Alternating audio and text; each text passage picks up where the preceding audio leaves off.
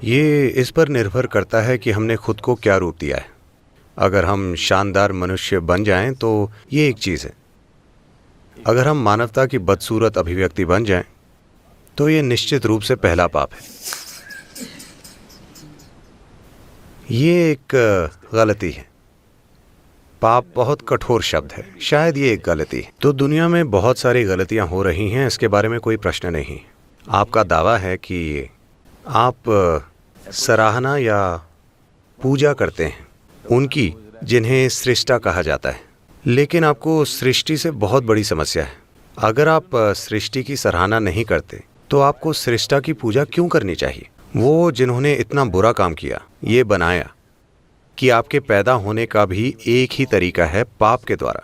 मुझे लगता है उन्हें दूर कर देना चाहिए। नहीं, ये एक ज़बरदस्त तरीका है लोगों को हमेशा गुलाम बनाकर रखने का। अगर आप उन्हें अपने शरीर की प्रक्रिया को भी स्वीकार नहीं करने देते हैं तो वो जीवन में किसी भी चीज़ को स्वीकार नहीं करेंगे।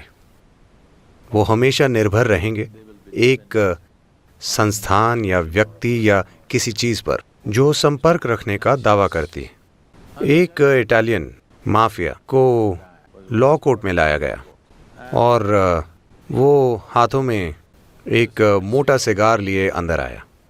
वो इस तरह से आया और बैठ गया जैसे कि वो मेहमान हो। जज ने उसकी अकड़ को देखा और पूछा, क्या आपके पास वकील है? उसने धुआं उड़ाते हुए कहा, नहीं, पर कुछ जज मेरे दोस्त हैं। तो जिन लोगों के कहीं संपर्क हैं, आप हमेशा उनके गुलाम बने रहेंगे क्योंकि आप अपने शरीर की प्रक्रिया को लेकर दोषी महसूस करते हैं। ये पूरी चीज़ और ज़्यादा भद्दे से भद्दे रूप लेती जाती है। तो कुछ संस्कृतियों के अलावा बाकी हर जगह जहाँ हावी हो जाने वाले धार्मिक विश्वास फैलाए गए थे, उन सभी संस्कृतियों में दुर्भाग्य से वो आपको आपके ही अस्तित्व के बारे में दोषी महसूस कराते हैं, क्योंकि वैसा करने से आप हमेशा गुलाम बने रहेंगे उस चीज़ के जो उन्होंने रची। कोई इतनी बुनियादी चीज़ जैसे कि औरत के मासिक चक्र, उसे उनके बारे में दोषी महसूस करना चाहिए और वो अशुद्ध है, उसका अस्तित्व अशुद्ध है। दुर्भाग्य से मैं चाहता हूँ कि आप और दुनिया के सभी शिक्षक ये समझें कि अगर आपकी माँ में मासिक चक्र नहीं होते तो आप पैदा नहीं होते, तब भी जब वो आपके पिता से मिलती।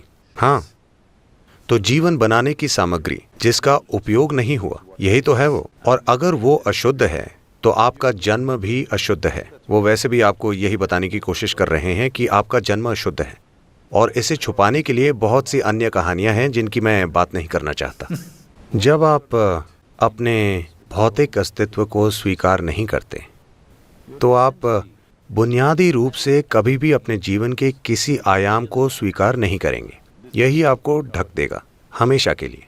ये एक ज़बरदस्त चाल है आपको हमेशा गुलाम बनाने की। कोई आश्चर्य नहीं है कि संस्थाएं अपना महत्व खो देने के बाद भी बनी हुई हैं, बस इसीलिए कि आपका अस्तित्व, आप अपने अस्तित्व को लेकर ही दोषी महसूस करते हैं। अगर आप अपने अस्तित्व को लेकर दोषी महसूस करते हैं तो वो जो सृष्टि का स्रोत है उसे और ज़्यादा दोषी महसूस करना चाहिए। आप हमेशा के लिए दोषी महसूस करते हैं तो वो जिसने बनाया है उस पर दोष का बोझ और ज़्यादा होगा। दोष डालना और डराना ये आबादी को कंट्रोल करने के ज़बरदस्त तरीके रहे हैं। ये लंबे समय से सफलता से किया गया है। अब समय आ गया है इसे तोड़ दिया जाए।